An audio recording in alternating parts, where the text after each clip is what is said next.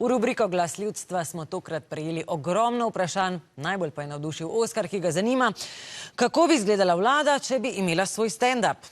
Dragi Oskar, ker imamo mi stand-up komedijo približno toliko izkušenj kot zdravstvena ministrica s pogajanji s Fidesom, se pravi, nikoli se tega nismo zares lotili, smo na teren raje poslali našo ekipo in ugotovili, da se nekateri politiki res lotevajo tega žanra. Sicer nocoj ni nastopala vlada, ampak opozicija, tako da kar prisluhnimo, kaj sta v parlamentarnem klubu smeha povedala Anže L. in Janez J.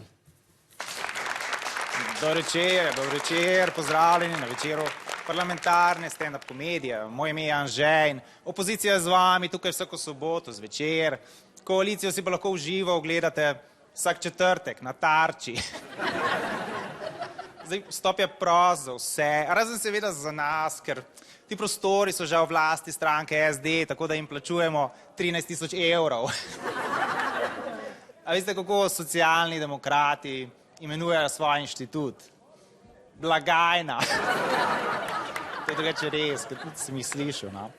Zdaj bi rad danes užalo, nobenega na desni, nobenega na levi, še posebej ne vas na sredini. Zdaj moj naslednji gost pa s tem nima absolutno nobenih težav, tako da na oder prihaja politik, ki, bom rekel, je vajen nastopov. Še posebej tistih pred parlamentarno komisijo. Dame in gospodje, Janez.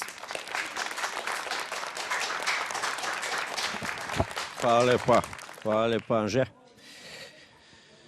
Ne vem, če veste, ampak Anže je edini politik, ki je večkrat izgubil na volitvah kot jaz na sodišču. Smešno. Torej, folk, a veste, kako naporno je biti predsednik države? Ne. Tudi Anže ne. Smešno. Torej, dovolj o izdajalcih, danes ne rušimo njegove javne podobe, to bomo naredili pred volitvami. Smešno. A ste opazili, da je v državi vedno več korupcije? Res?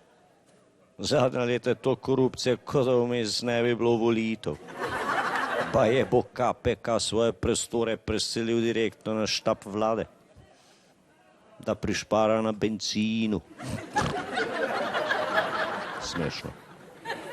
Torej, by the way, folk, a veste, koliko levičarjev rabiš, da kupiš sodno stavbo? 2. Enega, ki zna pisati, in drugega, ki ne zna brati. Smešno. Torej, folk, danes sem na odru izpostavil toliko težav vladajoče koalicije, da bi se morali že štempljati. To pa je smešno. Sprejeli so zakon o delovnih evidencah in zdaj ga morajo spremeniti. Če so hoteli vreči stran toliko denarja, bi raje investirali v ljudske obveznice. No, torej, čisto za konec, ker ste bili tako čudovita publika, ne? A veste, katero pravlično bitje imajo socialni demokrati najraje? Judovsko vilo. Jo bodo mogli prodati potem na Bolhi, ker tam se ponovadi prodaja ukradeno. Ok, Janez je bil z nami. Janez, dame in gospodje, Janez, ja.